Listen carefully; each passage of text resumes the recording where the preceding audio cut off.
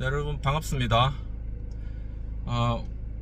오늘은 부모 면허에 관한 그런 책을 좀 소개해드리고, 또 앞으로 6주에 걸쳐 가지고 이 부모의 어떤 자질과 자녀에 대한 태도에 대한 시간, 그런 어떤 지혜들을 배워보는 그러한 시간들을 가지도록 하겠습니다. 먼저 이 부모 면허라는 책, 이 박인경 님이 쓴 부모 면허라는 책은 제가 아버지 학교 2023년도 아버지 학교를 하면서 우리 주제되는 책으로 제가 선정돼서 한번 정리한 적이 있는데요. 이제 2026년도 아버지 학교를 하면서 좀 더 내용들을 다시 한번 되짚어 보고자 이렇게 유튜브로 한번 찍어보게 되었습니다. 이 부모 면허를 쓴 박인경 선생님은 이제 동두천 초등학교 교사로 이제 일하시고, 또 이제 인하대 사범대 사회교육과를 졸업하시고 난 이후에 캠퍼스 사역에 또 헌신하시고, 일산 장로교회 담임 목사 3으로 섬기시다가 2011년에 남편께서 소천하시고 이제 전문적인 코칭 과정을 밟으셔서 가족관계 및 의사소통 훈련 전문으로 1:1 코칭을 진행하신 거, 총 792시간 이 책을 쓰셨을 때 한 그 정도 진행하셨으니까 지금은 거의 한 1000시간 넘게 진행하신 것 같이 보여집니다. 이제 이 책과 관련해서 한홍 목사님, 또 송태근 목사님, 박상진 교수님, 이런 기독교 교육에 있어서 석학들이 추천한 그러한 책이거든요. 그래서 이 책을 한 6강 정도로 구성되어 있는데, 첫 번째 강은 자녀를 바라보는 새로운 관점을 가져야 된다. 그리고 두 번째는 자녀는 부모가 얻어야 할 한 영혼이다. 세 번째는 위대한 부모, 그리고 위험한 부모. 네 번째는 행복한 순간마다 찰칵 사진 찍는 아이들. 다섯 번째, 관계와 소통의 부모 면허. 여섯 번째는 말씀 묵상의 부모 면허라는 이런 6개의 챕터로 구성되어 있는 그러한 책이 되겠습니다. 그 중에 이 자녀를 바라보는 새로운 관점이란 이런 첫 번째 챕터를 한번 요약돼서 한번 나눠보도록 하겠습니다. 부모인가 학부모인가 라는 그러한 질문을 제기하시면서 이제 관점이 중요하다라는 것이죠. 그래서 40년간 미국과 일본에서 교육자의 길을 걸으며 세 자녀를 인재로 길러낸 장병희 박사님은 아이는 99% 엄마의 노력으로 완성된다라는 그런 책을 쓰셨는데, 이 한국의 어머니들은 다른 나라의 어머니들보다 자녀를 끔찍이 위하면서도 자신의 아이를 깔보는 경향이 있다, 이런 부분들을 지적을 하신 것이죠. 즉 자녀의 장점보다는 단점에 집중하는 그러한 부모라는 그러한 이야기입니다. 그래서 이제 마치 이 자녀를 바라보는 눈이 마치 택배를 받아보는 눈 같다고 이렇게 표현을 하시는데, 이제 택배 상자를 뜯어볼 때는 설레는 마음으로 이렇게 뜯어보지만, 하지만 이제 나중에는 이게 내가 맞는 상품인지를 그렇게 꼼꼼하게 살펴본다는 것이죠. 자녀도 역시 그렇게 우리가 대하는 그런 태도가 있다라는 것입니다. 그렇다면 부모들은 왜 자녀의 단점과 약점에 눈과 마음이 가고 걱정스러워 하는 것일까라는 그런 질문을 제기하고 계신 것이죠. 근데 그것은 이제 대다수 부모가 자신의 내면에 자리한 염려와 두려움, 그리고 부정적인 자아상, 자신의 것을 가지고 자녀를 바라보는 그런 경향이기 때문이다 라고 이렇게 설명하고 계십니다. 결국 부모가 느끼는 두려움과 걱정에 자녀를 꽁꽁 묶어놓고 죽도록 열심히 하지만 절대 성공할 수 없다, 이렇게 날마다 이제 경고를 하는 그런 특히 한국의 많은 그런 부모님들의 모습이 있다라는 것이죠. 그러면서 이제 박인경 코치님은 이제 중학생 2명을 코칭할 기회가 있었는데, 이제 한 남학생 같은 경우에는 이제 무난한 그런 편이었고, 또 이제 한 학생은 굉장히 이제 좀 치유하기가, 이렇게 코칭하기가 어려운 그런 스타일이었다는 거죠. 근데 그걸 알아보니까는 이 A 학생의 어머니는 좀 무난한 그런 스타일의 어머니였는데, B 학생은 이제 걱정하고 관계가 굉장히 심한 그러한 부모였다라는 것입니다. 그러면서 부정적인 생각과 눈길이 얼마나 파괴적인지를 뼈저리게 경험하는 그러한 시간이었다라고 얘기를 하는 것이죠. 무엇보다도 이제 우리나라 같은 경우에는 학부모 역할을 가장 중요하게 생각하지만 사실은 학부모이기 전에 부모라고 그렇게 강조를 하고 있습니다. 그러니까 자녀가 어릴 때는 양육자의 역할, 자녀가 점차 자라면서 상담가와 또한 코치의 역할, 영적 리더 역할까지 감당을 해야 되는데 사실 그게 쉽지 않다라는 것이죠. 그래서 학부모란 정의는 학생을 자녀로 둔 부모를 말하고, 다시 말해 학습자인 자녀를 돕는 그런 부모 역할이지만은 이것도 하나의 큰 부모 역할 중에 학부모 역할은 한 부분이라는 것입니다. 이 박인경 코치님도 부모 입장에서 자녀를 떠올릴 때와 학부모 입장에서 자녀를 떠올릴 때 느끼는 감정이 전혀 다른 그런 감정이 느껴졌는데, 그런데 학부모로서 자녀를 바라보면 감사하는 것이 아니라 감시를 하게 된다는 것이, 그러니까 자녀에 대해서 감사하는 마음을 가지고 이렇게 자녀를 좋은 마음으로 바라보는 것이 아니라 감시하고 언제 공부 안 하나, 언제 숙제 안 하나 이렇게 바라보게 된다라는 것입니다. 왜냐하면 부모가 자녀에 대한 그런 이상적인 모습이 있기 때문에 이 아이가 제대로 하지 못했을 때는 발을 동동 굴리는 것이죠. 그러면 학부모 역할을 제대로 하기 위해서라도 우리는 자신이 학부모이기 전에 부모임을 먼저 기억하고 그래야지 학부모 역할까지 잘할 수 있다라고 그렇게 이야기를 하고 있습니다. 그러면서 이제 부모에게는, 학부모가 아니라 부모에게는 하나님께서 주신 특별한 힘이 있는데, 즉 자녀를 맡기실 때 잘 길러주기를 바라며 주신 하나의 권위와 힘이 부모에게 있다라는 것이죠. 그리고 힘을 잘 사용한다는 것은 그 힘을 주신 분의 의도대로 사용하는데 중요한 것이 바로 관점이라는 것입니다. 부모 자신과 자녀를 바라보는 관점이 하나님의 관점으로 변화를 해야 된다라는 것이죠. 그렇기 위해서는 부모가 자신을 바라보는 관점 역시 먼저 변화해야 된다라는 것입니다. 자녀에게 하나님의 도를 가르치게 할 역할이 부모에게는 있다라는 것이죠. 하나님께서는 그분이 어떤 분인지, 또 부모와 어떻게 동행하셨고 부모를 위해 어떤 일을 하셨는지 자자손손에게 알리시기를 원하신다라는 것입니다. 그러면서 이제 애 끓는 연어의 사명이라는 그런 제목의 글이 있는데, 이 부모님들이 하나님의 말씀을 너무 많이 듣고 알아서일까 라고 하시면서 성경에서 이런 말씀을 보면 내가 아는 그 말씀이구나 하지만은 대수롭지 않게 말씀을 넘긴다는 것이죠. 실제로 부모들이 어떻게 시간을 사용하고 어디에 돈을 쓰고 무엇을 위해 애타게 기도하는지 알면은 우리의 민낯을 발견하게 된다는 것입니다. 계속 어떤 자녀의 잘 되는 것만을, 자녀의 어떤 학원만을 위해서 기도를 하는 경우가 많다는 것이죠.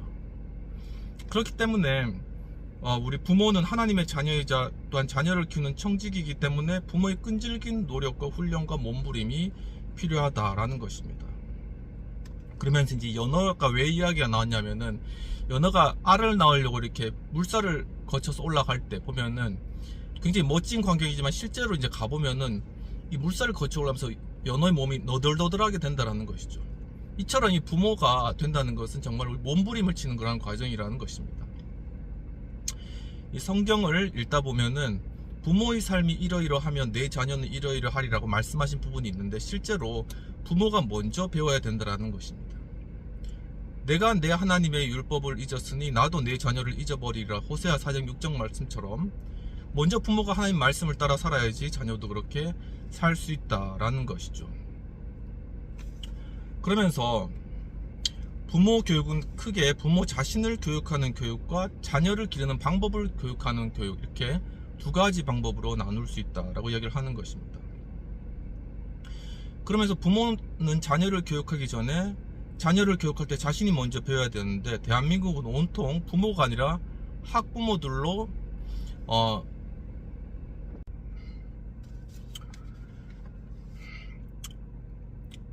그래서 남들이 하는 대로 조금 더 가르치려 하고, 할 수만 있다면 어떻게든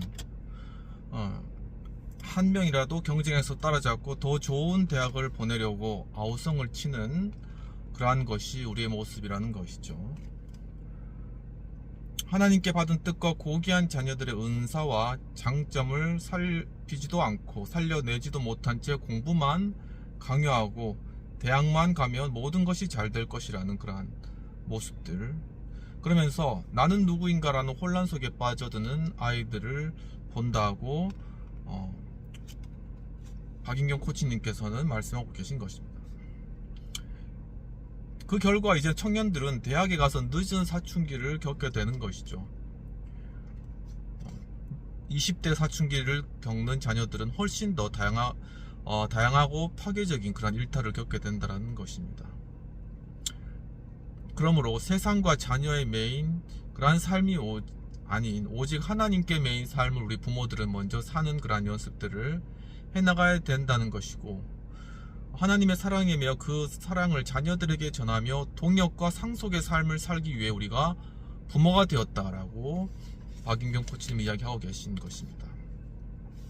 그렇다면 자녀를 바라보는 하나님의 관점 무엇일까 하는 측면과 관련되어서, 우리 부모들은 하나님께서 우리에게 자녀를 선물 주셨는데 그 선물이 너무 힘들다라는 볼멘 소리를 할 때도 있지만, 거기에 대해서 이제 박인경 코치님은 그 선물도 엄마 아빠가 힘들 때가 있어요 라고 이렇게 한결같이 대답을 하신다고 하시네요.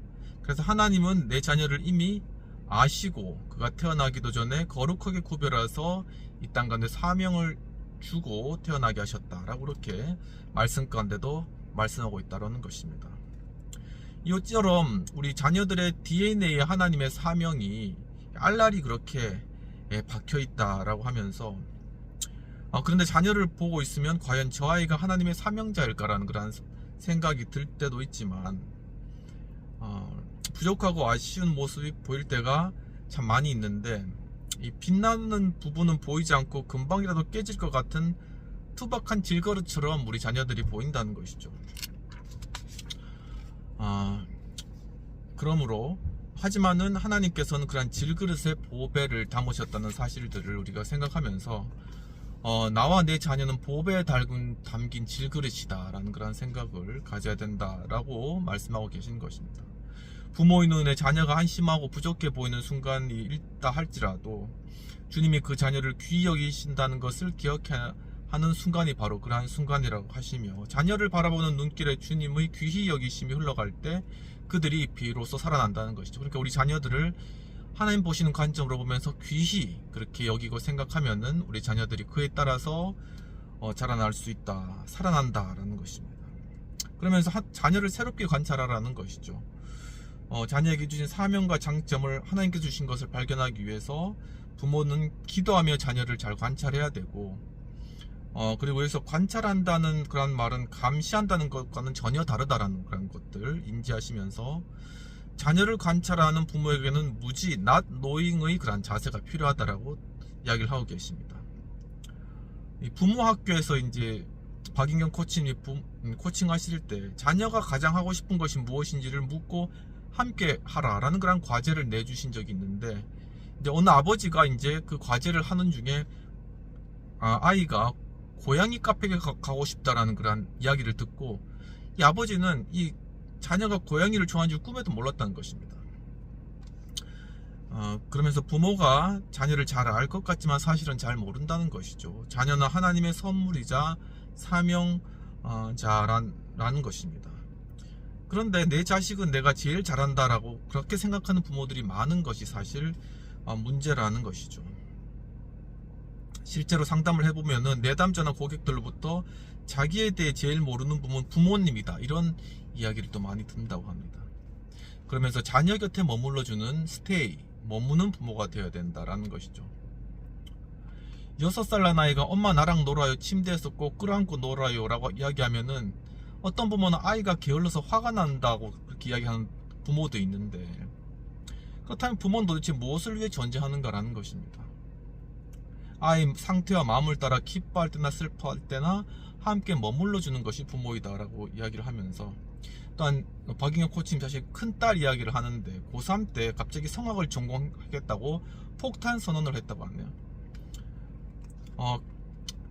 이 코치님은 너무 놀랐지만은 기도해보자 그렇게 하고 이제 딸아이가 성악 레슨을 받을 곳을 알아보았다고 합니다. 집이 일산이었는데 레슨은 인천에서 레슨을 한 것이죠. 그래서 이제 그 남편이 그 딸 레슨을 받는 동안에 그 집 창가에 이제 차를 세워놓고 이제 기다렸다고 합니다. 그러니까 딸이 미안할 거 아닙니까? 근데 아빠가 하는 말이, 선생님 집 창가에서 예은이의 노래소리를 듣고 있으면 아빠는 연인의 창가에서 세레나데를 듣는 것처럼 행복하단다, 이렇게 대답을 하니까 얼마나 아이가 그 마음이 좋겠습니까? 정말 딸아이가 얼마나 노래하고 싶어하고 행복하는지를 온 마음으로 이제 느끼며 딸의 곁에 서주었다는 것입니다. 이렇듯 자녀 곁에 기꺼이 머무는 시간, 행복하게 머무는 시간을 확보하자라고 이야기하는 것이죠. 또 한 가지는 자녀의 장점을 찾아 강점화하라라는 것입니다. 하나님께서 우리에게 이제 자녀를 주시면서 네가 아래서 잘해봐라 그렇게 말씀하지는 않으신다라는 것이죠. 교회 공동체와 학교 선생님, 직장에서 만난 사람들을 통해서도 자녀의 장점이 또한 발견될 수는 있지만 그 중에 제일은 부모라는 것입니다. 누구나 이제 재능과 은사를 가지고 태어났는데 그러한 재능과 은사를 잘 활용하는 사람도 있고 그렇지 못한 사람도 있다는 것이죠. 긍정적인 면이나 좋은 점, 곧 장점을 어떻게 하면 남보다 뛰어난 강점으로 만들 수 있을까라는 관점을 가지고 여기서 이제 남보다 뛰어나다라는 것은 남들과 경쟁해서 더 잘하라는 그런 뜻은 아닙니다. 자녀에게 있는 여러 면 중 좋은 점, 잘하는 부분을 발견하고 인정하고 알아주다 보면은 남들과는 다른 나만의 장점이 강화된다는 것이죠. 이것이 바로 장점의 강점화라고 이야기를 하고 있습니다. 그러면서 얼마나 멋진 장점을 자녀가 가지고 있는지를 잘 표현해야 하고 전달해야 된다라는 것이죠. 만약에 장점을 발견한다면은 자녀에게 아이고 웬일이래, 저것도 잘하네, 이렇게 이제 이야기를 해줘야 된다는 것입니다. 자녀의 장점을 발견한 바로 그 자리에서 이야기를 해주고 또한 자존감이 올라갈 때마다 자신의 가슴을 뛰게 하는 일이 무엇인지 그 자녀가 서서히 인식하게 되는 것이죠. 자녀의 단점이 걱정된다는 이유로 너무 자주 지적하면 자녀에게 마이너스 에너지를 준다는 것입니다. 하지만 자녀의 장점을 발견하고 전달하면 플러스 에너지를 준다라고 이야기하면서, 또한 자녀의 장점을 관찰할 때 부모들이 실수하기 쉬운 부분은 학습 능력과 관련해 자녀의 장점을 찾으려는 것인데, 그렇다 보니까 이제 자녀에게 별로 장점이 없어 보이는 거예요. 하지만 집중력이 좋은 아이는 학교에 가기 전에 욕조에서 놀다가 시간이 얼마나 지난지 몰라서 또 지각할 수도 있는 것이고, 대인관계 지능이 높은 아이들은 사람들과 함께 의미 있는 일을 발견하기까지는 친구만 좋아하고 공부에는 별로 흥미 없을 수도 있다는 것입니다. 그러니까 꼭 학습 능력 측면이 아니라 이런 대인관계나 집중력 측면에서도 다양하게 장점이 있을 수 있다는 것이죠. 그러면서 박인경 코치는 큰 딸이 딱 그랬는데, 이제 어렸을 때부터 친구를 무척 좋아하니까 이제 공부는 별로 크게 관심을 안 가진 것이죠. 그래서 이제 이 박인경 코치님은 친구들을 좋아하는 것처럼 공부에 신경 좀 써라 이렇게 말하고 싶었지만은 그 마음을 꾹 누르고, 우리 예은이는 친구들을 참 좋아해서 이 다음에 사람들을 위해 일하거나 사람들과 함께하는 일을 하면 정말 잘하겠다, 이렇게 이제 격려를 해주신 것이죠. 그 결과로 이제 신학대학원에 진학해 전도사가 되고 중등부 아이들을 기쁘게 섬기는 일들이 있었다라고 하면서, 남들 다 하는 공부를 똑같은 방법으로 시키면 부모조차 세상 사람들과 똑같은 가치관을 가지고 양육한다면 자녀들이 모두 다 레드 오션에다 빠지게 되는 거죠. 그러니까 뭐 거기서 경쟁하고 거기서 막 살아남아야 되는 그러한 상황 가운데 빠진다는 것입니다. 하지만은 하나님께 주신 사명은 그런 것이 아니라 블루 오션일 수밖에 없다라는 것이죠. 이제 꿈 PD 최인영입니다 라는 그런 책에서 보면은 이게 정신과 전문이신데, 주위를 살펴보면 자기가 진실로 좋아하는 일을 하고 사는 사람은 저절로 창조적이 되어서 다른 사람은 생각지도 못한 새로운 직업의 형태를 만들어내기도 한다라고 얘기를 하는 것입니다. 그러면서 이제 정서적 만족감은 초유와도 같다라는 그런 내용인데, 사람의 마음에는 하나님만이 채울 수 있는 공간이 있고 또 부모가 채워야 하는 공간인데 이것이 곧 행복 단지라는 것이죠. 그러면서 생후 18개월에서 24개월 아이의 행복 단지를 채워주는 것은 매우 중요한데, 이게 사실은 자녀에게 무엇보다 바꿀 수 없는 대체 불가능한 시간인 것이죠. 만약 아이가 울음을 터뜨리면은 아이고 우리 아기 배고파 라고 하면서 아이에게 달려가고, 그러면 이제 아기에게 귀 익은 발소리가 들리고 심장 소리가, 늘 듣던 심장 소리가 들리고, 그러면서 이제 마음껏 감정적으로 안정을 찾는 것이죠. 그러면서 아이는 우는 게 좋은 거구나, 내가 우니까 좋은 일이 일어났어, 엄마와 같이 있는 것도 좋은 거, 이런 긍정적인 마인드가 길러진다는 것입니다. 그러면서 자녀의 마음 안에 이 세상이 좋다, 이러한 긍정적인 전제가 생긴다는 것이죠. 바로 이것이 기본적 신뢰, 베이직 트러스트라고 하는 것입니다. 그래서 바로 이렇게 아이들을 길러야 되지만, 만약에 부모가 너무 무관심하거나 하면 변덕스럽게 되면은 이제 아이들은 자라면서 이 세상 참 힘들다라는 그런 부정적 전제가 깔리기 때문에 문제라는 것입니다. 정말 이 긍정적 그런 어떤 마인드, 기본적 신뢰는 정서적 만족감이 채워줘야 된다는 것이죠. 바로 이 정서적 만족감을 충분히 채워주는 것이 바로 핵심이다라는 것입니다. 부모들은 자녀의 훈육과 학교 성적과 성공에 더 많은 관심을 기울이느라 정작 자녀들의 행복 단지가 텅 비어 에너지가 고갈된 상태라는 것을 알아채지 못할 때가 있는데, 인생을 배우면서 완성되어 갈 때도 정서적 만족감이라는 절대적 에너지와 사실 영양분이 필요하다라는 것입니다. 그래서 이제 고3 입시생들을 둔 부모 같은 경우에는 이제 아이들이 이제 성적이 좋지 않은 아이들이 연락이 두절되는 그런 일들이 종종 있는데, 그때 이제 긴급한 상황인데 어떤 메시지를 남겨 돌아올까, 이런 질문을 많이 해오는 것이죠. 근데 이제 내 마음이 얼마나 힘들고 부담이 되면 시험을 앞두고 집을 나갔을까, 엄마가 내 마음 몰라, 또 너무 몰라, 이렇게 이제 대답을 해줘야 되는 것이죠. 언론 돌아와 너만 손해일 거 알지, 멸치만 참으면 돼, 나중에 후회하지 말고, 이런 말은 절대 하면 안 된다는 것입니다. 그래서 정서적으로 배고프고 행복하지 않아서 자기 몸에 상처를 하거나 친구를 괴롭히고 하는 애들이 있는데, 자기 마음을 표현할 수 있는 똑똑한 아이들은 자신이 자해하는 일을 이렇게 말하기도 한다는 것이죠. 제 팔이나 몸에 상처를 내면 그 자리가 아파서 아빠나 엄마가 해주는 무서운 말이 생각나지 않아요. 그처럼 이렇게 부모가 굉장히 무섭게 그에게 다가온다는 것입니다. 정말 이 부모도 세상이 두렵고 힘드니까 자녀도 세상은 힘들다라고 말해주고 싶었을 것인데, 정말 마음이 아프고 안타깝다라는 것이죠. 이 자녀의 감정과 상태를 살펴서 정서적 심리적 만족감 주는 것은 한 인간에게 초이와도 같이 굉장히 중요한 것이다 라는 것입니다. 이제 또 한 가지 측면은 평균에 파묻힌 자녀를 구출해야 되는데, 보통 이제 사람들이 키, 운동 능력, 점수 등 많은 것을 평균 내서 평균보다 미달이다, 평균보다 낫다, 이렇게 많이 이야기를 하지만은, 사실 평균이라는 개념이 세상에 처음 등장하게 되었을 때는 사람들에게 적용한 것이 아니었지만 점차 사람들에게 적용하게 됐다. 원래는 이 평균은 사람에게 적용하는 것이 아니었다는 것이죠. 그러면서 평균의 종말이라는 책을 쓴 토드 로즈와 같은 분은, 이 로즈 교수는 1940년대 말에 미 공군 전투기 이야기로 이제 그 책을 시작하는데, 이 전투기 조종석에 보니까 이 전투기 조종사들이 굉장히 조정에 애를 먹고 자꾸 추락한 일이 발생하는데, 보니까는 이 조종석을 평균에 맞춰 만들었다는 것입니다. 근데 사실 이 데니얼스라는 젊은 중위가 과연 그렇다면 평균의 30% 원체 범위 안에 있는 조종사가 몇 명인가, 이것을 조사하니까 놀랍게도 한 명도 없었다는 것이죠. 각각 팔과 다리 길이가 다 다른데 어떻게 이것을 조종석의 평균에 맞출 수 있느냐라는 것입니다. 그래서 결국 이것을 각 전투기 조종사에게 맞도록 만들었고, 결국 이것이 자동차 운전석에도 이렇게 앞으로 갔다 뒤로 갔다 이런 것들도 다 바로 거기서 시작되는 것이라는 것이죠.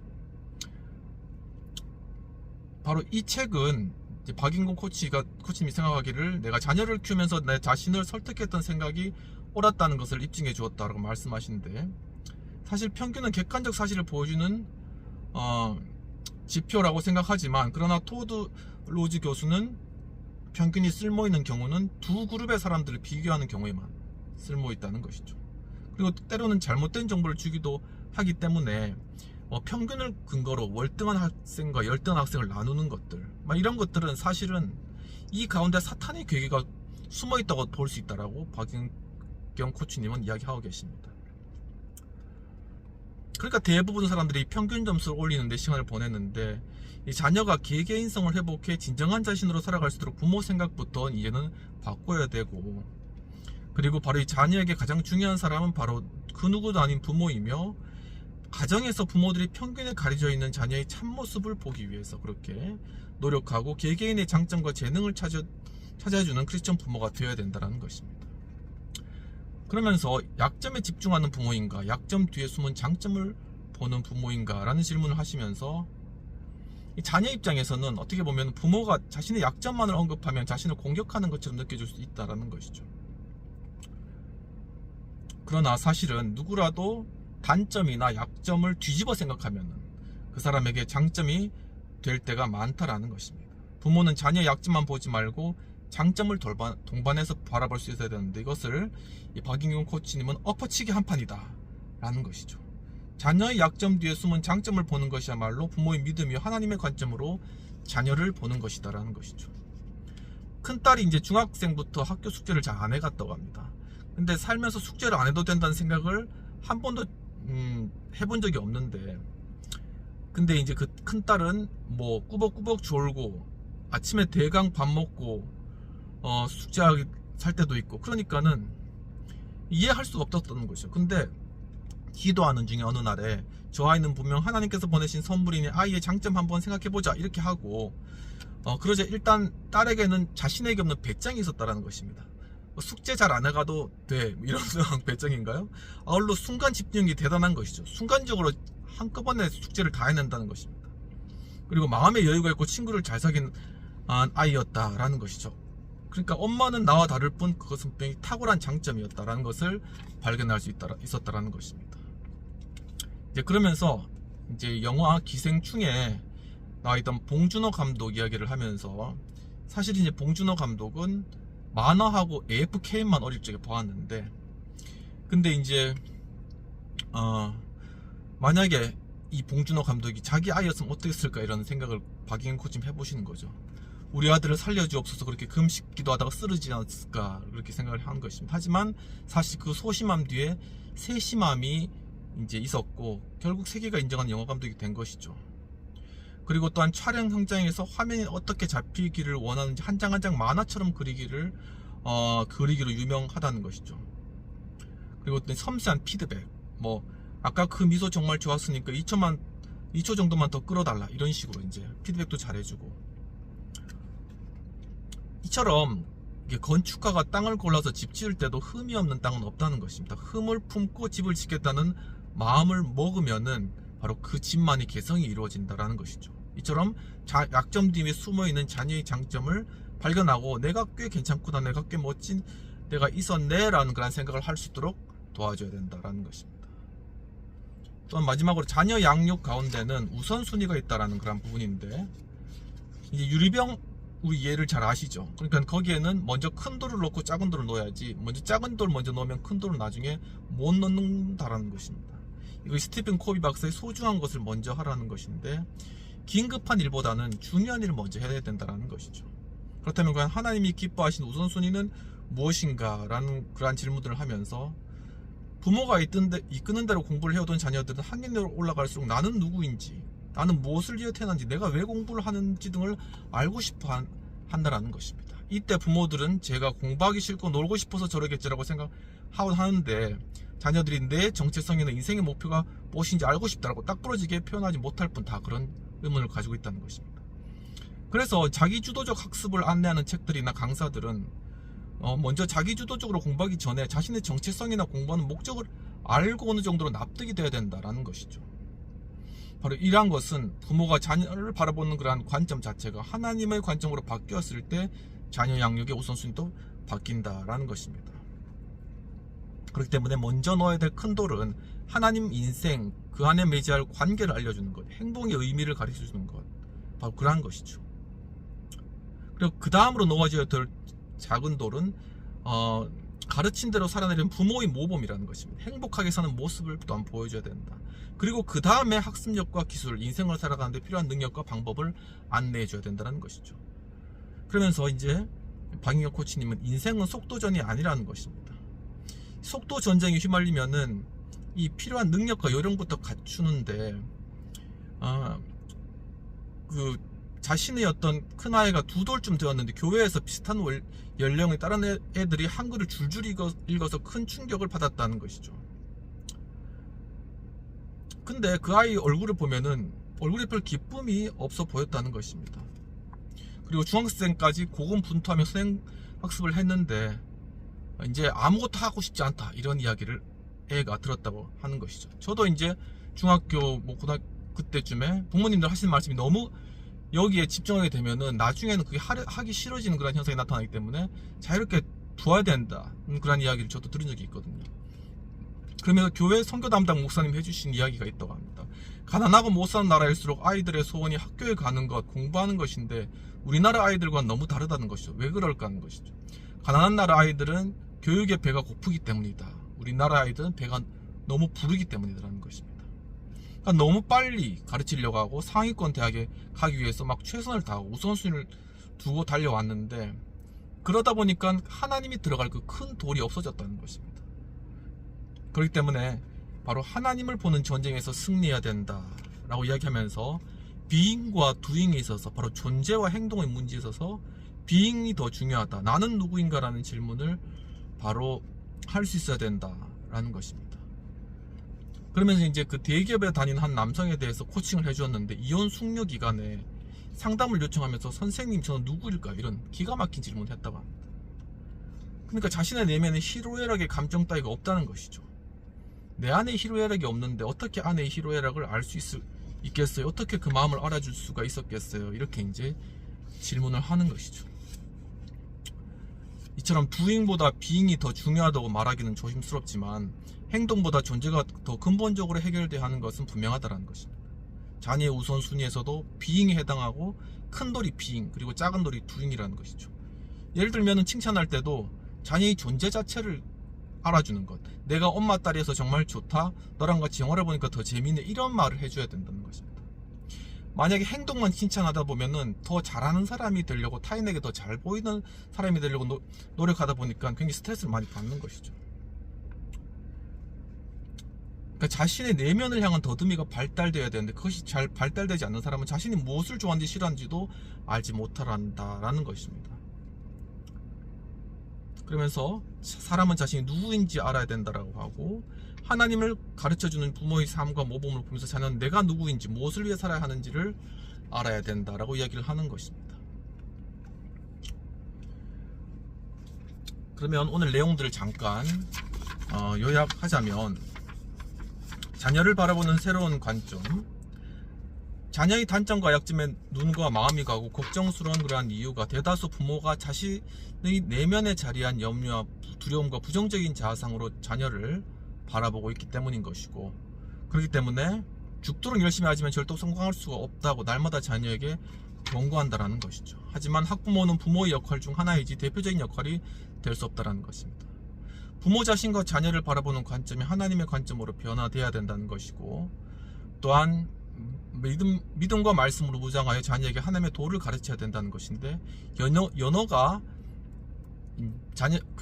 알을 낳기 위해서 올라가는 것과 같이 정말 부모 자신을 교육하는 교육과 자녀를 기르는 방법을 교육하는 부모 교육, 이 두 가지가 다 잘 이루어져야 되고, 또한 자녀의 DNA가 바로 자녀에게 하나님의 그러한 소명의식이 박혀있기 때문에 그것을 하나님께서 귀히 자녀들 여기신다는 것을 생각하면서 바로 not knowing, 무지의 자세로 관찰하며 머무는, 스테이하는 부모가 되어야 된다는 부분들, 그리고 자녀에게 여러 좋은 점, 잘하는 부분을 인정해주고, 또한 장점을 강점화하는 것이 중요하고, 또한 기본적 신뢰, 자녀들에게 정서적 만족감을 주므로 기본적 신뢰를 형성하는 것, 그러한 부분들이 중요한데, 평균으로 자녀를 판단하지 말고 약점 속에 있는 장점을 볼 수 있어야 되고, 이것을 박희경 코치님은 엎어치기 한판이라고 했다는 것입니다.